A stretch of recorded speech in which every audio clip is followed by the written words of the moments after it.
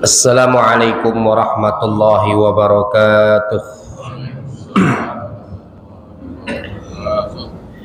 Alhamdulillah rabbil alamin, wassalatu wassalamu ala ashrafil anbiya'i wal mursalin wa ala alihi wa ashabi rasulillahi ajma'in.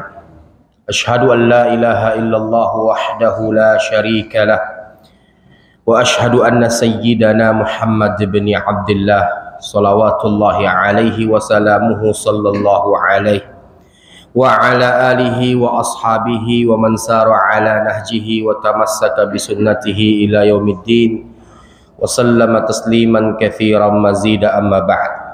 Alhamdulillah, pada pagi hari ini kembali kita bersyukur kepada Allah Rabbul Alamin atas segala limpahan nikmat dan karunia yang telah Allah Subhanahu wa taala berikan kepada kita semua. Berselawat kita kepada Rasulullah Muhammad sallallahu alaihi wa ala alihi wasallam dengan lafaz Allahumma salli ala Muhammad wa ala ali Muhammad. Semoga selawat yang kita bacakan menjadi pertanda bukti cinta kita kepada Rasulullah Muhammad sallallahu alaihi wa ala alihi wasallam, dan semoga kita semua mendapatkan syafaat Nabi pada hari kiamat kelak. Amin ya rabbal alamin. Baik Bapak Ibu yang dimuliakan oleh Allah Subhanahu wa taala, sebelum kita memasuki kajian kita pada pagi hari ini, terlebih dahulu saya ingin bertanya kepada kita semua, kepada Bapak, kepada Ibu, kepada kaum muslimin wal muslimat. Bapak Ibu ingin atau tidak dipelihara oleh Allah sampai akhir hayat? Bapak Ibu ingin atau tidak dijaga oleh Allah sampai tutup usia? Bapak Ibu mau atau tidak dipelihara oleh Allah sampai meninggal dunia?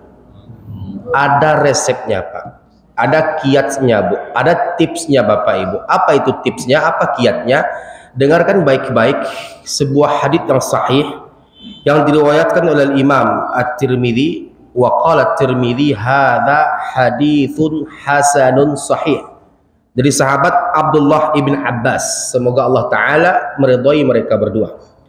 Jadi Abdullah bin Abbas Bapak Ibu itu menuturkan sebuah kesaksian, menyampaikan sebuah perkataan yang bunyinya lebih kurang seperti ini: kuntu khalfan nabiyyi sallallahu alaihi wasallam yauman faqala li ya ghulam inni u'allimuka kalimatin ihfazillaha yahfazka, ihfazillaha tajidhu tujahak, idza sa'alta fas'alillah wa idza ista'anta fasta'in billah, ila akhiril hadits.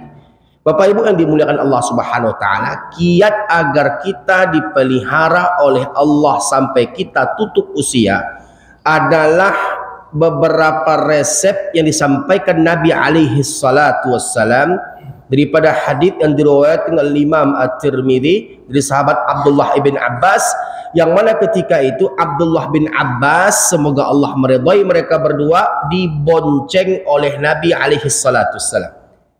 Jadi Nabi membonceng Abdullah bin Abbas, dan posisinya ketika itu Abdullah bin Abbas berada pada usia belia. Buktinya adalah Nabi memanggil Abdullah bin Abbas dengan panggilan, dengan sebutan ya ghulam, wahai anak kecil.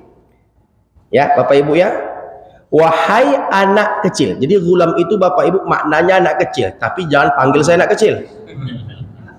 Baik, ya ghulam inni u'allimuka kalimat. Aku ingin mengajarkan kepada engkau beberapa kalimat. Nah, beberapa kalimat ini Bapak Ibu yang akan menjadi pemeliharaan Allah untuk kita sampai akhir hayat kita, sampai kita tutup usia. Nah, ya ghulam inni wa'allimuka kalimat, wahai anak kecil, aku ingin memberikan kepada engkau pengajaran beberapa kalimat. Yang pertama Bapak Ibu, ihfazillaha yahfazka, Jagalah Allah, niscaya Allah akan menjaga engkau. Nah, kalau kita memahami secara tekstual hadis, kita memahami secara terjemahan, berarti Allah butuh penjagaan, Pak. Kan begitu? Tidak. Maksud dari penjagaan di sini Bapak Ibu adalah jaga hak-hak Allah. Jaga hak-hak Allah Subhanahu wa taala. Nah, hal yang demikian itu diterangkan dalam Jami' al-Ulum wal Hikam, ya, jilid 1 halaman 462. Artinya apa? Jagalah Allah, jagalah hak-haknya Allah. Jaga perintahnya, tinggalkan larangannya. Jaga perintahnya, tinggalkan larangannya. Kerjakan, laksanakan, lakukan perintahnya, tinggalkan larangannya. Jadi maksud jagalah Allah, niscaya Allah akan menjaga engkau. Jadi Bapak Ibu, kalau Bapak Ibu ingin dijaga oleh Allah sampai akhir hayat, maka jagalah Allah. Jagalah Allah sama dengan menjaga hak-haknya Allah.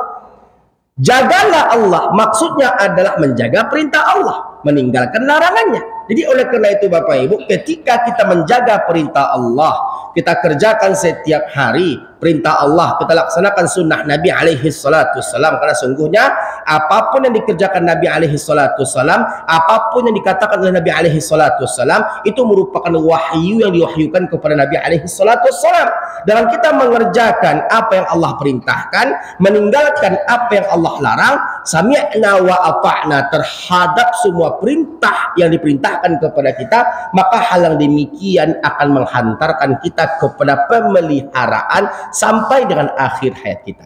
Nah, para ulama dalam beberapa banyak syarah hadis bahwasanya mereka menjelaskan 5 bentuk menjaga hak-haknya Allah.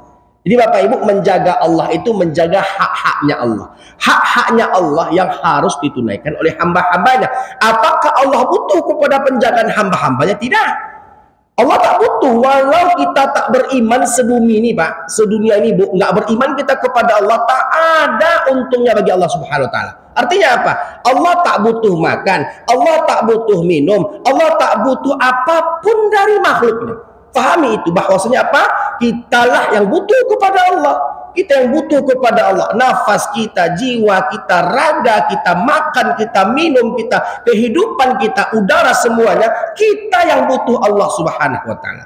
Jadi sekali lagi maksudnya adalah jagalah Allah, itu jagalah hak-haknya Allah Subhanahu wa taala. Baik Bapak Ibu yang dimuliakan oleh Allah Subhanahu wa taala, bentuk menjaga hak-hak Allah Subhanahu wa taala sebagaimana apa yang dikatakan oleh Imam Ibnu Hajar Al-Asqalani dalam kitab Fathul Bari Syarah Sahihul Bukhari adalah, yang pertama, bentuk menjaga hak Allah adalah dengan menjaga perintah salat. Ini adalah hak yang wajib untuk kita jaga, untuk kita pelihara. Nah, jagalah salatmu, maka Allah akan jaga dirimu. Jagalah salatmu, maka Allah akan rubah atau perbaiki hidupmu. Semua bermula, semua berawal dari salat. Ketika Bapak Ibu mulai melalaikan salat, melambat-lambatkan pengerjaannya, melambat-lambatkan pelaksanaannya, tak amanah, artinya tak tepat waktu ketika melakukannya. Padahal Allah Tabaraka wa Ta'ala katakan dalam Al-Quran, inna salata kanat 'alal mu'minina kitaban mawquta. Tapi kita senantiasa melalaikan perintah Allah Tabaraka wa Ta'ala untuk mengerjakan salat tepat pada waktunya. Maka hal yang demikian kita tergolong orang-orang munafik yang tak amanah dalam menjaga hak-haknya Allah Subhanahu wa ta'ala. Jadi hak Allah yang prioritas yang harus kita ketahui, yang wajib untuk kita jaga agar Allah menjaga kita sampai akhir hayat kita adalah jagalah perintah salat. Nah Bapak Ibu yang dimuliakan Allah Subhanahu wa ta'ala, tahun 1445 Hijriah kemarin, yang barusan kita tinggalkan bersama-sama. Sekarang kita berada pada tanggal 7 Muharram 1446 Hijriah. Nah Bapak Ibu, semaksimal apa kita berjamaah ke masjid? Semaksimal apa kita berjamaah ke masjid? Subuh, zuhur, asar, maghrib, isya. Semaksimal apa Pak? Sekuat apa Pak? Perintah berjamaah hukumnya wajib.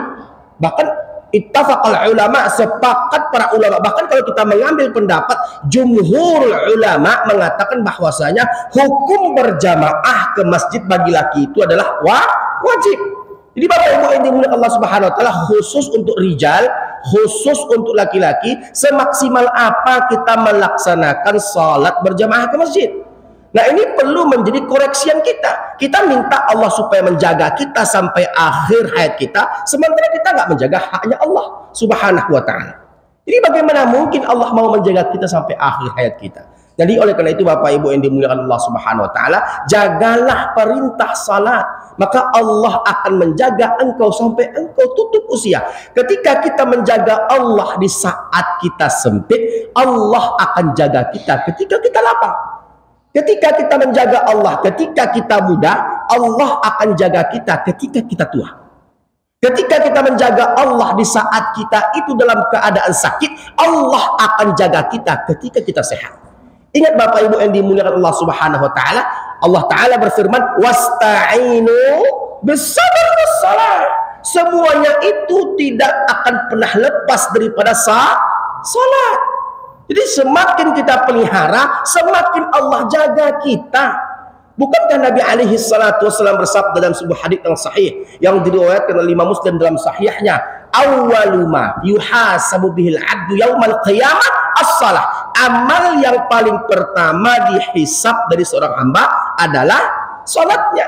Baik salatnya maka baik pula seluruh amalnya. Buruk salatnya maka buruk pula seluruh amalnya. Salat tolak ukur baik atau buruknya seorang hamba. Ustaz, ada pertanyaan Ustaz. Ada fulan, dia rajin mengerjakan salat 5 waktu, rajin istiqamah. Tapi kenapa Ustaz karakternya, lisannya, perbuatannya, kepribadiannya, akhlaknya tak mencerminkan sebagai orang-orang yang mengerjakan salat?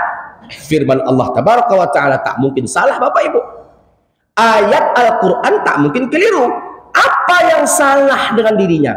Sementara Allah Ta'ala katakan inna salata tanha 'anil fahsya'i wal munkar. Bisa jadi Bapak Ibu ya, dirinya yang salah, niatnya yang salah, wudhunya yang tak sempurna, gerakan-gerakannya yang tak sempurna, tak bertumakninah, terburu-buru mengerjakannya, sehingga apa? Tak mendapatkan kebaikan daripada salat.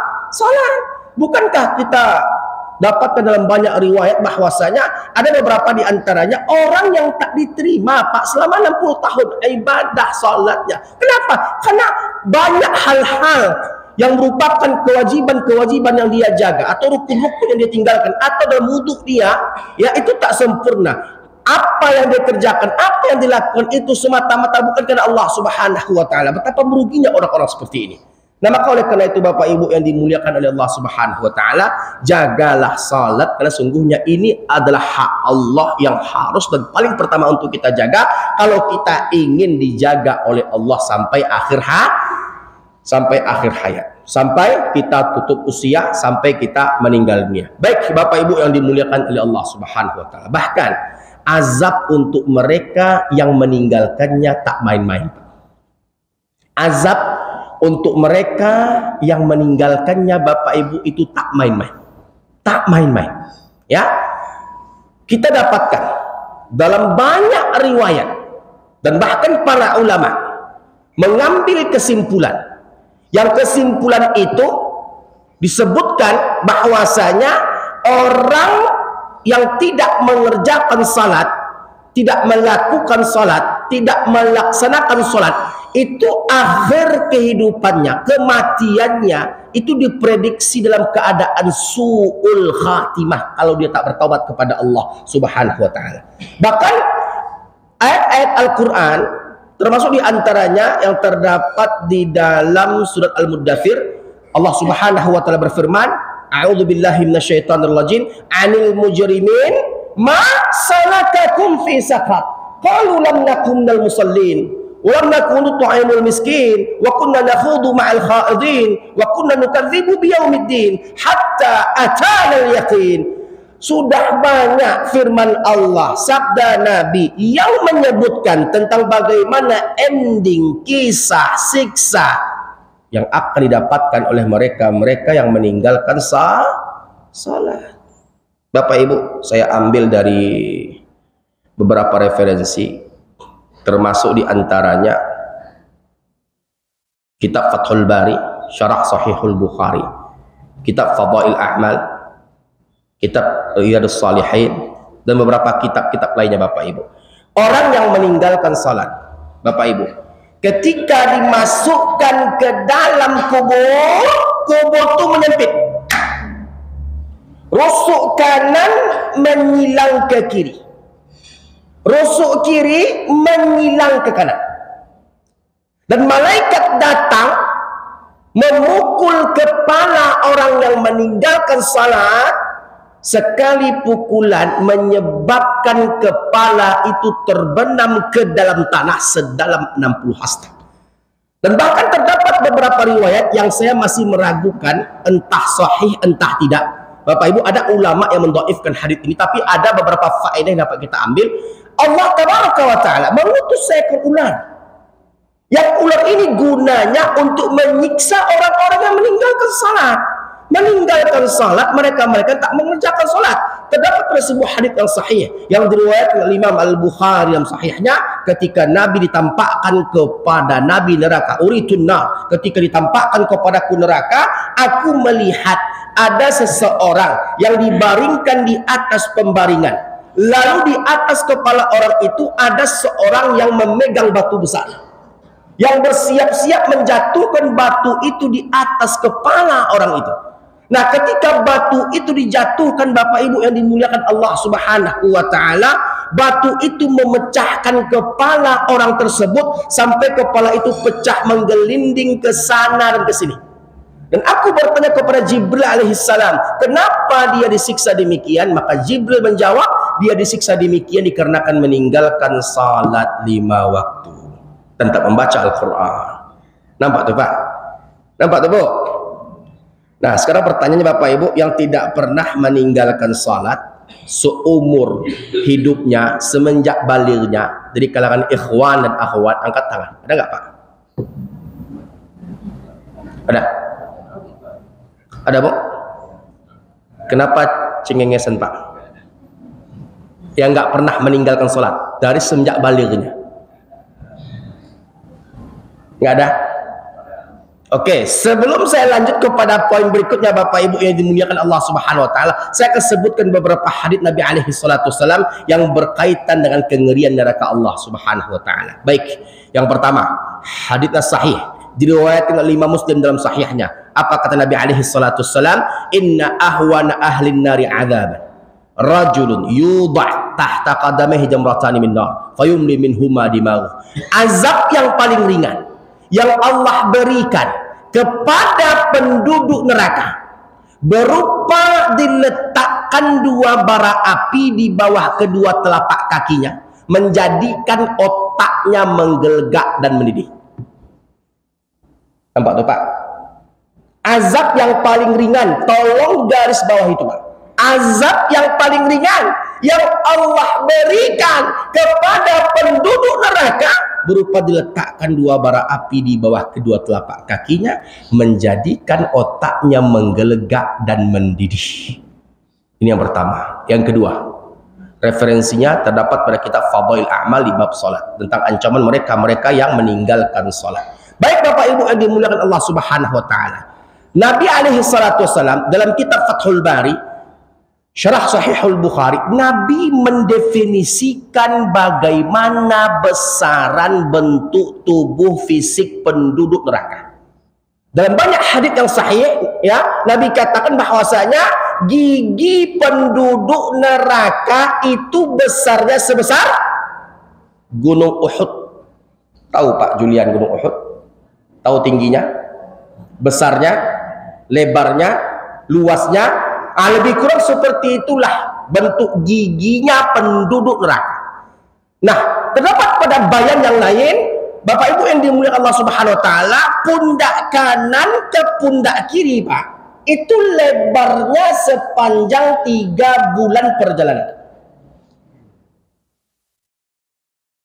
Lebarnya sepanjang 3 bulan perjalanan.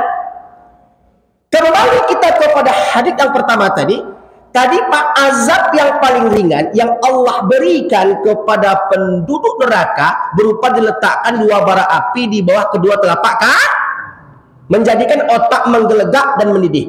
Diletakkan di bawah yang menggelegak yang atas. Sekarang Bapak Ibu, dalam banyak bayan, dalam banyak syarah, termasuk di antara dalam kitab Fadail A'mal atau kitab Fathul Bari syarah Sahihul Bukhari yang dikarang oleh Imam Ibnu Hajar Al-Asqalani, pundak kanan ke pundak kiri Pak, itu lebarnya sepanjang 3 bulan perjalanan.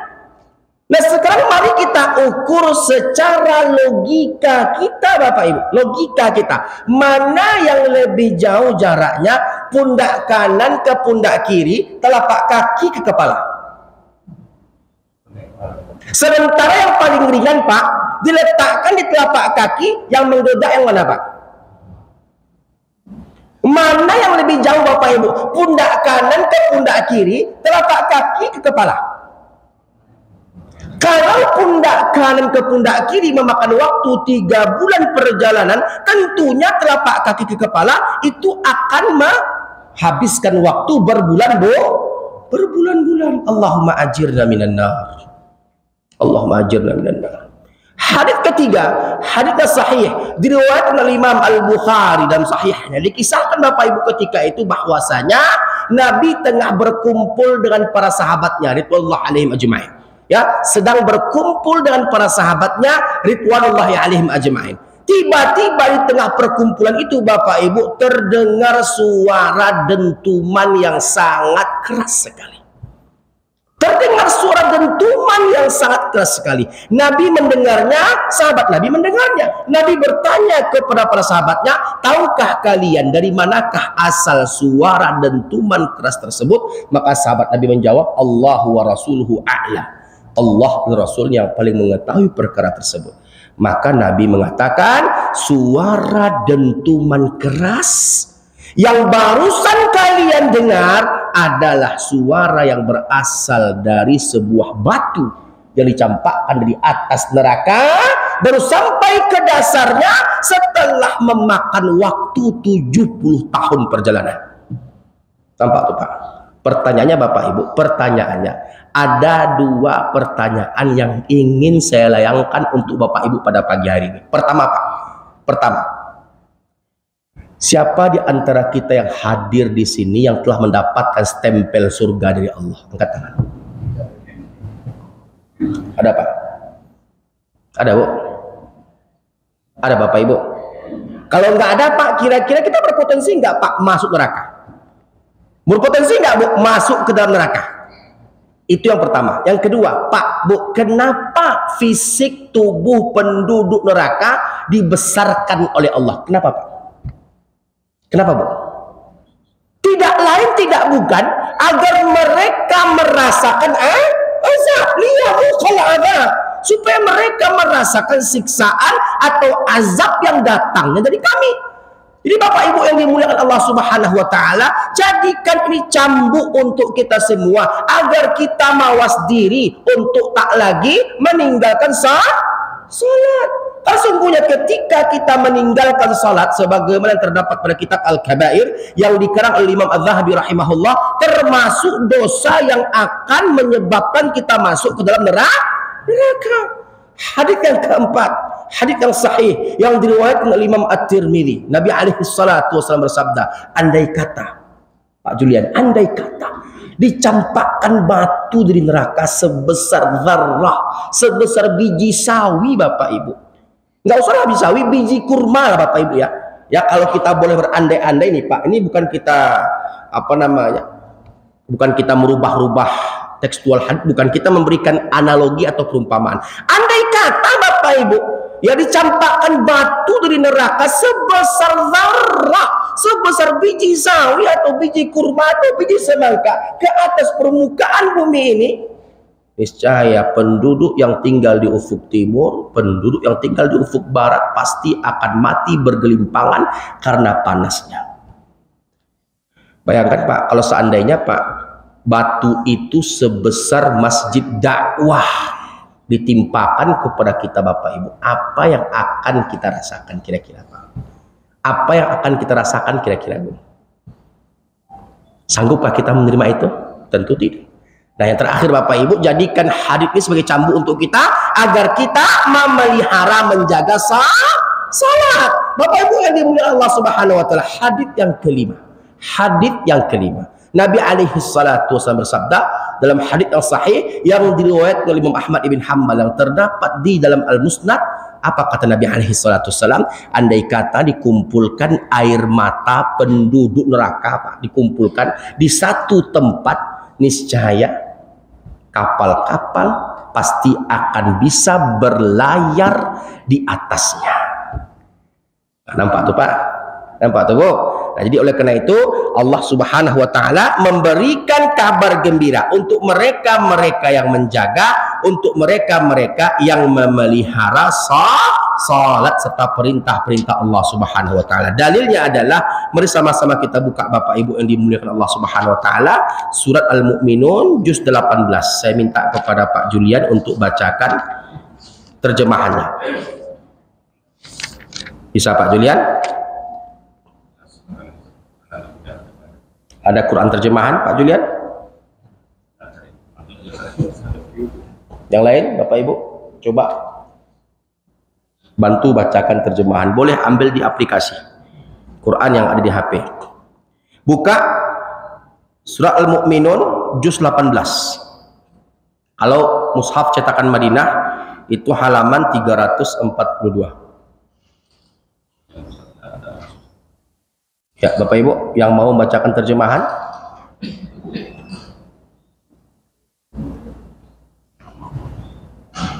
Ini supaya hidup kajian kita pada pagi hari ini, Pak.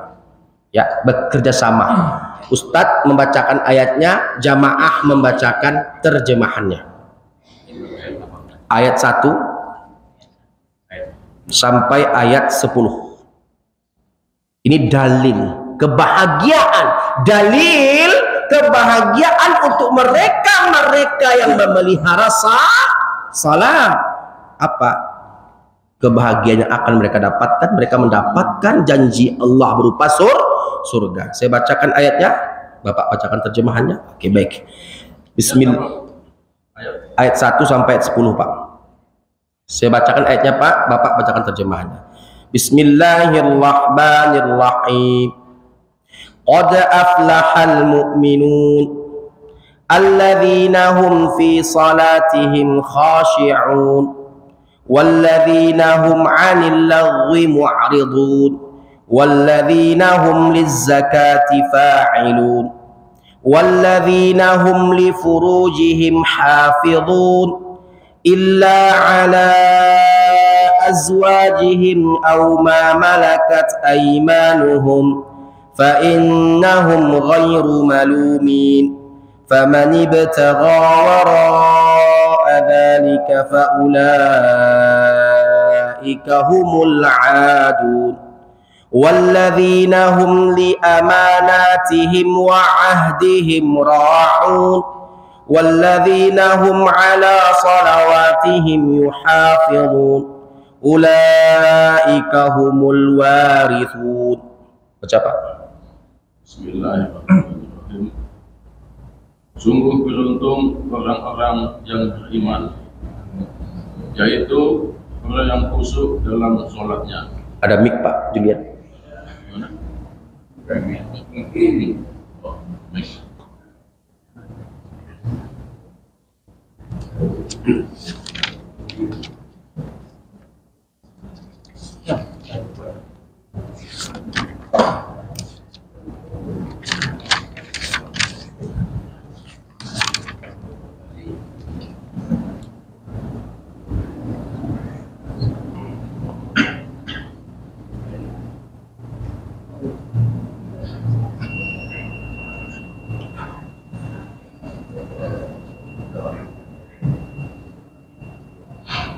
Bismillahirrahmanirrahim. Sungguh beruntung orang-orang yang beriman, yaitu orang yang khusyuk dalam sholatnya dan orang yang menjauhkan diri dari perbuatan dan perkataan yang tidak berguna. Baik. Dan orang yang menunaikan zakat dan orang yang memelihara kemaluannya kecuali terhadap istri-istri mereka atau hamba sahaya yang mereka miliki, maka sesungguhnya mereka tidak tercela. Baik. Tetapi siapa yang mencari di balik itu, yaitu zina dan sebagainya, maka mereka itulah orang-orang yang melampaui batas. Dan sungguh beruntung orang yang memelihara amanat-amanat dan janjinya, serta orang yang memelihara sholatnya. Mereka itulah orang yang akan mewarisi. Lanjut. Alladzina yarithunal firdausa hum fiha khalidun. Baca Pak. Yakni yang akan mewarisi surga Firdaus. Nah, nampak tuh Pak, yang akan mewarisi surga Firdaus. Ya, termasuk diantaranya apa? Mereka yang menjaga salawat, mereka yang menjaga salat 5 waktu yang diperintahkan kepada mereka. Nah, ini dalil pertama. Yang kedua, Bapak Ibu yang dimuliakan Allah Subhanahu wa taala, buka surat Al-Ma'arij juz 29. Ya, kita buka ayat yang ke-19 sampai kepada ayat yang ke-35. Ya, Al-Ma'arij juz 29. Al-Ma'arij juz 29 ayat 19 sampai ayat yang ke-35. Coba buka Bapak Ibu, bacakan terjemahnya Pak ya. Halaman 569, Quran cetakan Madinah Pak. Juz 29. Al-Ma'arij setelah Al-Haqqah sebelum Nuh. Buka ya, dari ayat 19 sampai ayat yang ke-35. Baik, Bapak Ibu yang dimuliakan Allah Subhanahu wa taala, mari sama-sama kita dengarkan apa bentuk janji Allah. Apa bentuk kebahagiaan yang Allah Ta'ala berikan kepada mereka yang memelihara salat, yang memelihara perintah Allah, ibadah salat. Allah Tabaraka wa Ta'ala berfirman, A'udzu billahi minasy syaithanir rajim. Innal insana khuliqa halu'a idza massahu asy-syarru jazu'a wa idza massahul khairu manu'a illal musallin alladzina hum ala salatihim daimun walladzina fi amwalihim haqqun ma'lum lis-sa'ili wal mahrum والذين يصدقون بيوم الدين والذين هم من عذاب ربهم مشفقون إن عذاب ربهم غير مأمون والذين هم لفروجهم حافظون إلا على أزواجهم أو ما ملكت أيمانهم فإنهم غير ملومين فمن ابتغى وراء ذلك فأولئك هم العادون والذين هم لأماناتهم وعهدهم راعون والذين هم بشهاداتهم قائمون والذين هم على صلاتهم يحافظون أولئك في جنات مكرمون. Oke Pak, baca. Innal insana khuliqa halu'a.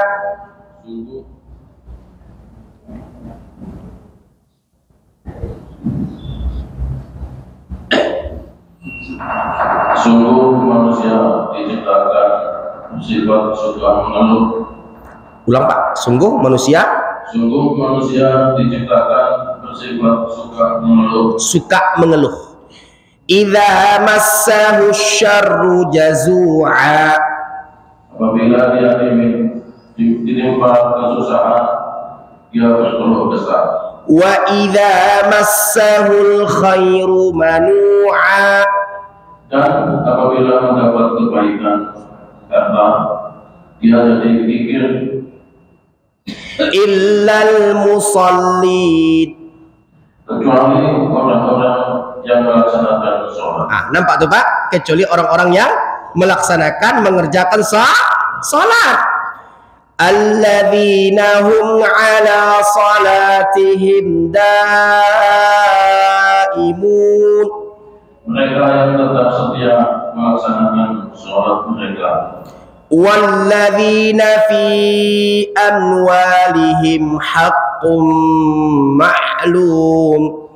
Dan orang-orang yang dalam harta mereka disiapkan bagian tertentu. Lis-sa'ili wal mahrum. Bagi orang miskin yang meminta dan yang tidak meminta.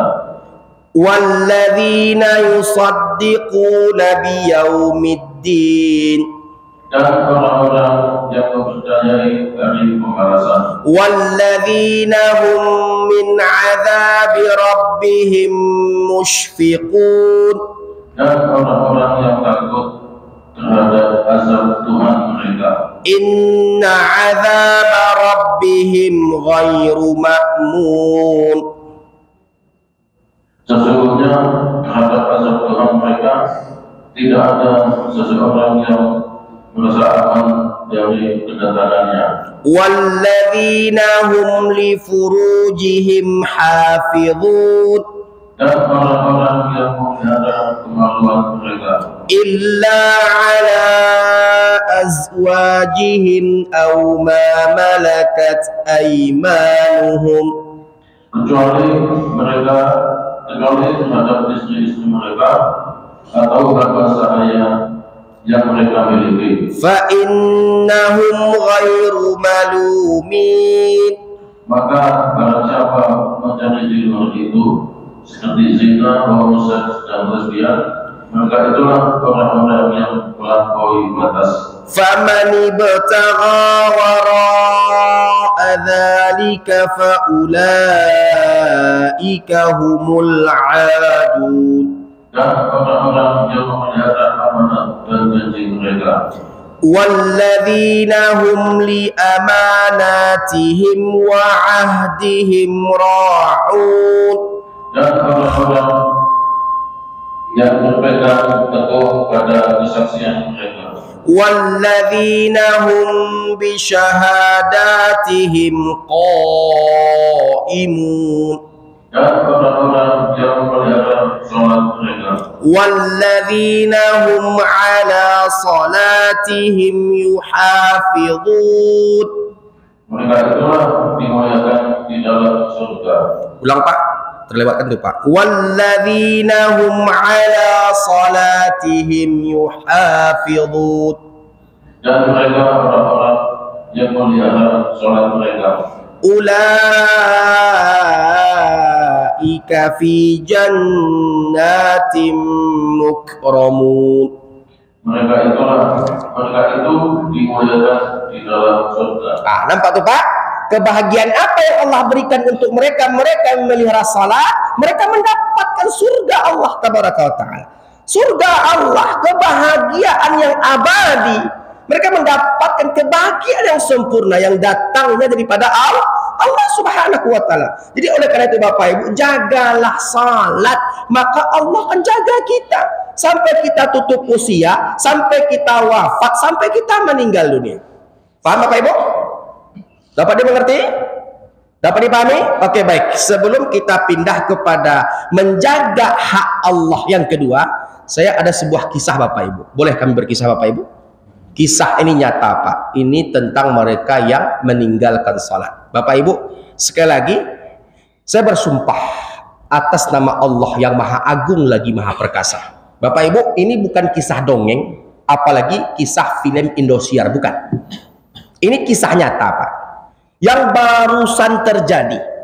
Saya diizinkan bercerita asalkan bisa menjaga kerahasiaan nama, tempat tinggal, tempat berdomisili, untuk menjaga keprivasian, untuk menjaga hal yang demikian agar tidak menjadi sesuatu yang dapat mendatangkan kesalahpahaman. Jadi begini Bapak Ibu, alhamdulillah saya di masyarakat saya cukup diberi amanah memandikan, mentalkinkan, memandikan, mengkafankan, menguburkan, ya. Jenazah terhitung dari tahun 2009 sampai tahun 2024. Bapak Ibu, saya dalam banyak keadaan, bahkan ketika kami bertugas Bapak Ibu menjadi petugas kerohanian di Rumah Sakit Umum Daerah Provinsi Riau, RSUD Arifin Ahmad, ya, saya mendapatkan orang-orang dengan histori yang suka meninggalkan salat. Allah persulit ketika sakaratul maut. Allah persulit ketika sakaratul maut. Nah, saya punya kisah Bapak Ibu. Jadi kisahnya begini. Ada Pak di masyarakat saya itu Pak. Saya di masyarakat saya, di kampung saya, di kaum saya itu saya dihormati dalam artian dalam bidang agama. Kalau bahasa kitanya Pak dipanggil tuangku. Dipanggil tuangku. Jadi pada suatu hari, tepatnya di tanggal 4 Januari 2024, awal tahun kemarin, ada yang menelpon saya, Ustadz, Assalamualaikum. Waalaikumsalam. Boleh saya pakai bahasa Minang Pak, untuk menjaga keaslian cerita ini? Boleh Pak? Boleh Bu? Beko panik-panik mau pakai bahasa Minang, apa Ibu nak mengerti? Dia boleh Pak? Nelpon saya, Assalamualaikum. Waalaikumsalam. Di matuangku gini, ambo di rumah, apa tuh? Tuangku ayah lah payah, bakal ke tuangku, kecek dokter ayah nak lamo le dong, tolonglah ya kami tuangku, minta tolong ke Allah, jangan kamu.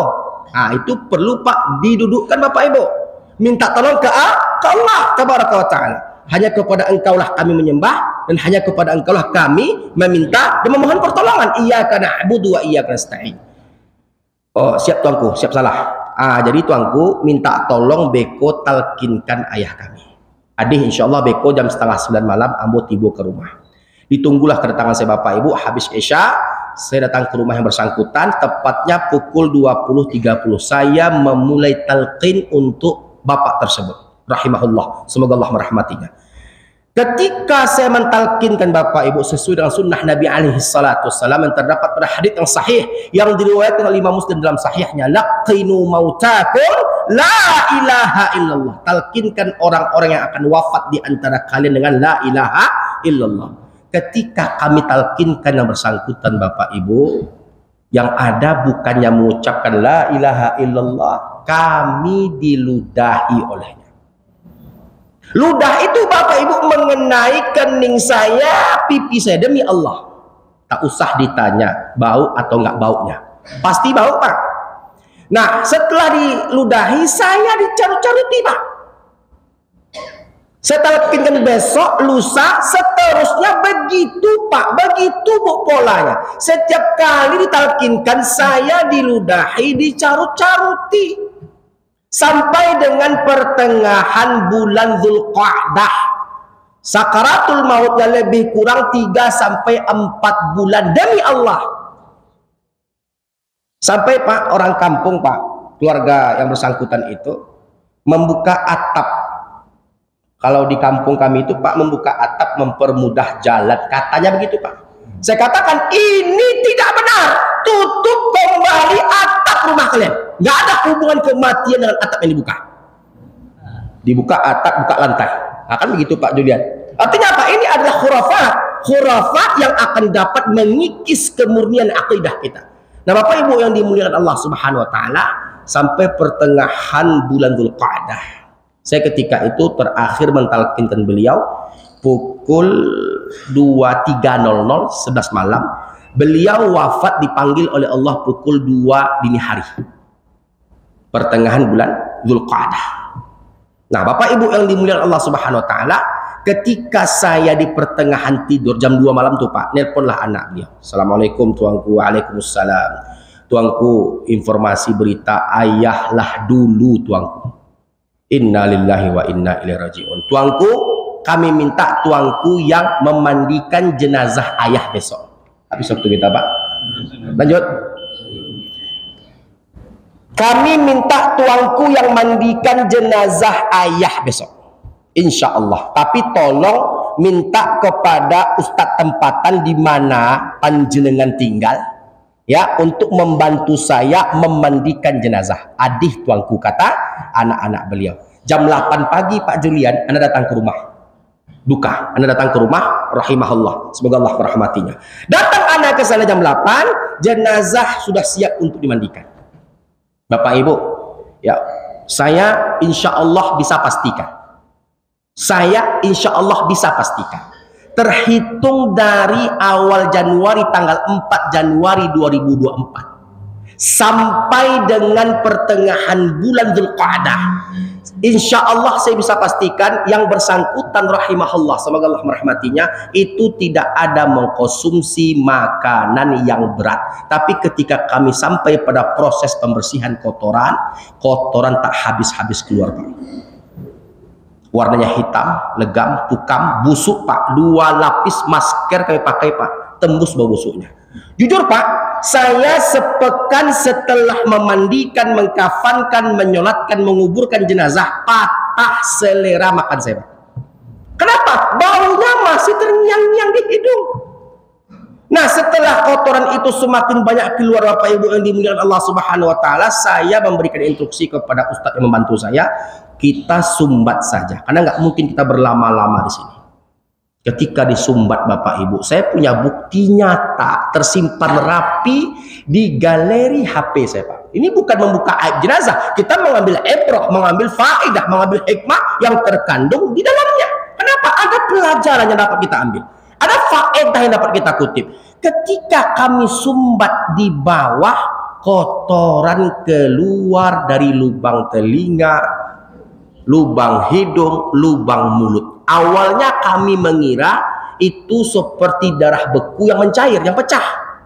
Nah Bapak Ibu yang dimuliakan Allah Subhanahu wa taala, setelah dikorek Pak, ternyata kotoran.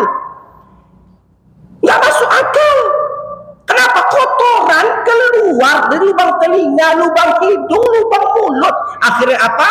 Kami sumbatlah telinga, hidung, dan mulut. Setelah itu Bapak Ibu, kami percepat proses penyelenggaraannya.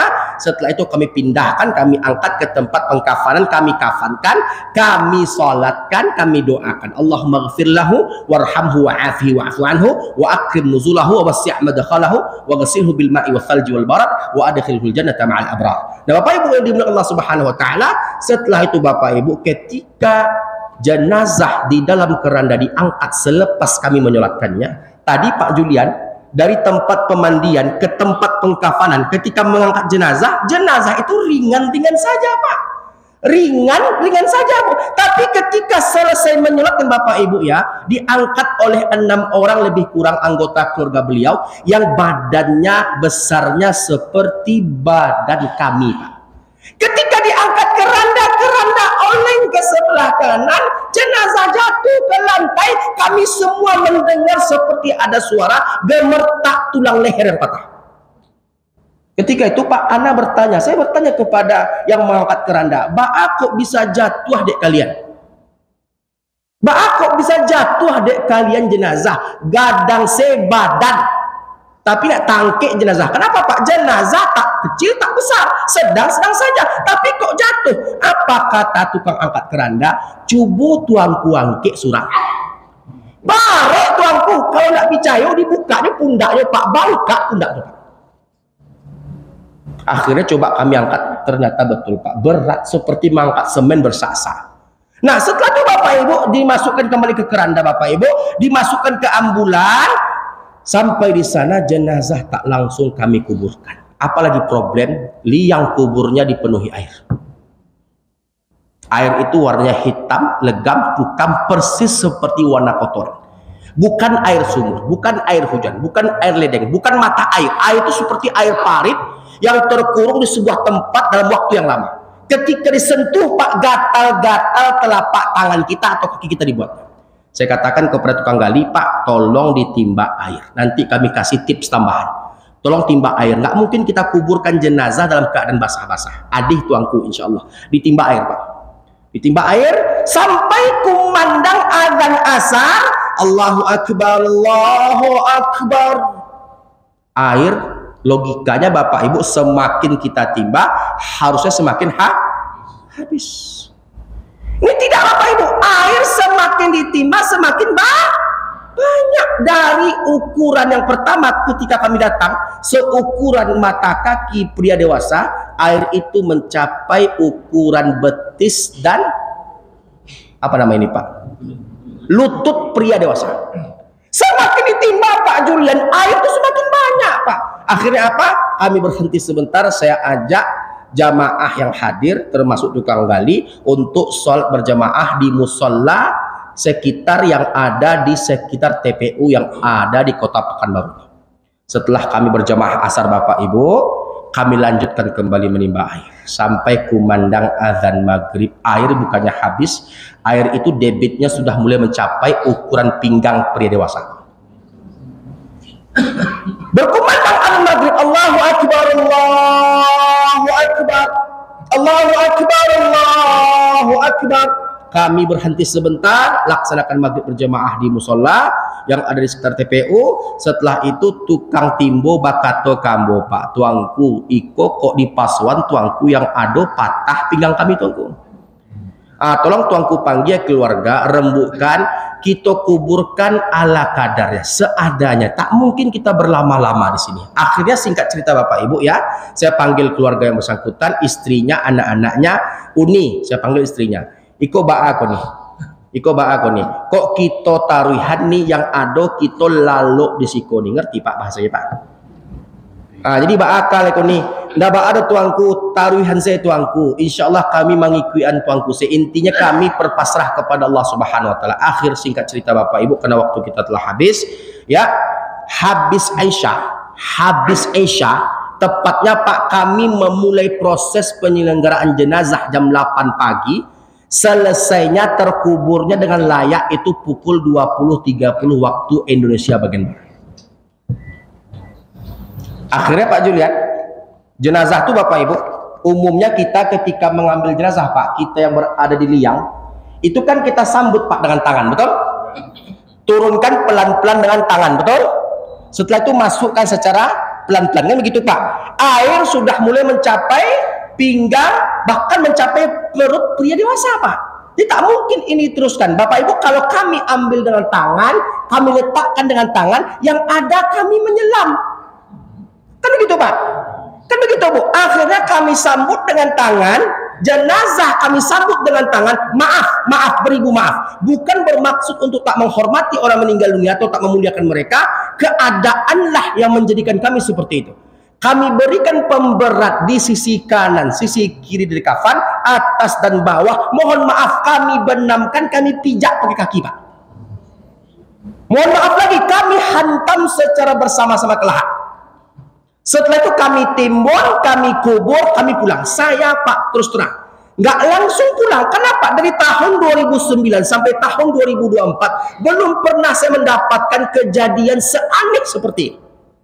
Saya langsung ke rumah duka, ke rumah rahimahullah, semoga Allah merahmatinya. Saya tanya kepada istri yang bersangkutan, nih boleh yang bawa tanya nih, apa tuh tuanku, bah kok bisa modeko bana ajo meninggal nih. Dalam arti kata, saya dari memandikan beliau sampai dan menguburkannya seperti ini keadaan yang saya dapatkan. Bah kok bisa modeko bana nih. Sambil menangis istrinya berkata, Ustadz tuangku, laki yambo sama so hidup di dunia itu karajonyo provokator, suko madu domba orang, jo ipa nyoba cakak, jo orang kampung nyoba cakak, jo amak nyoba cakak, jo adik-adiknya nyoba cakak, suko madu domba orang, provokator, provokasi, bacaka orang, berantuk-rantuk orang, ini tepuk tangan. Setelah itu saya tanya kepada anak-anak beliau Bapak Ibu yang dimuliakan Allah Subhanahu Wa Taala. Nah, apa yang kalian tahu tentang ayah kalian? Tuangku, kami kecian Abu Jangnya Pak, kami anak-anak beliau satau kami salamu hidui ayah kami patamo tuanku. Ayah kami semenjak babawa amak kami sampai dan lahirnya kami sampai meninggalnya, ayah kami gemar menggeluti ilmu hitam. Yang kedua tuanku, sampai kini sampai meninggalnya, semenjak mudanya sampai meninggalnya tidak pernah mengerjakan salat 5 waktu. Yang ketiga tuanku, sepengetahuan kami yang kami tahu, ayah kami sampai meninggalnya tidak bertegur sapa jo adik kandungnya sendiri alias etek kami. Nampak tuh Pak? Nampak tuh azab Allah tuh nyata. Bahkan tidak ada azab yang Allah segerakan untuk pelakunya melainkan mereka-mereka yang meninggalkan salat. Jadi oleh karena itu jagalah salat, maka niscaya Allah akan menjagamu sampai engkau meninggal dunia, sampai engkau tutup usia, sampai engkau bertemu dengan Allah Subhanahu wa taala. Sekian Bapak Ibu, semoga bermanfaat. Semoga kajian kita pada pagi hari ini mendatangkan keberkahan untuk kita semua. Mohon maaf, insya Allah untuk forum tanya jawab kita buka pada bulan berikutnya dengan kajian lanjutan menjaga hak Allah yang kedua. Bentuknya adalah dengan menjaga kesucian diri lahir dan batin dengan beristinja yang benar. Insya Allah akan kita bahas pada bulan berikutnya dengan pembahasan, dengan penjabaran yang lebih detail lagi. Mudah-mudahan kita semua dapat hadir, dapat berkumpul di sini dalam keadaan diberikan perlindungan oleh Allah Subhanahu wa taala, diberikan kesehatan, dimudahkan urusan, dilancarkan rezeki, dan mudah-mudahan kita semua dikumpulkan Allah Tabaraka wa taala di dalam surganya. Amin ya rabbal alamin. Allahumma taqabbal minna taubatana. Allahumma taqabbal minna taubatana. Allahumma taqabbal minna salatana. Allahumma taqabbal minna salatana. Allahumma taqabbal minna du'aana. Allahumma taqabbal minna du'aana. Allahumma ajirna minan nar. Allahumma ajirna minan nar. Allahumma ajirna minan nar. Allahumma hawwin alaina fi sakaratil maut wan najata minan nar wal afwa 'inda al hisab. Rabbana atina fid dunya hasanah wa fil akhirati hasanah wa qina adzaban nar. Walhamdulillahi rabbil alamin. Hadza wa sallallahu ala nabiyyina Muhammad wa ala alihi wa sahbihi ajma'in. Subhanakallahumma bihamdika subhanakallahumma bihamdika asyhadu an la ilaha illa anta astaghfiruka wa atubu ilaih. Assalamualaikum warahmatullahi taala wabarakatuh.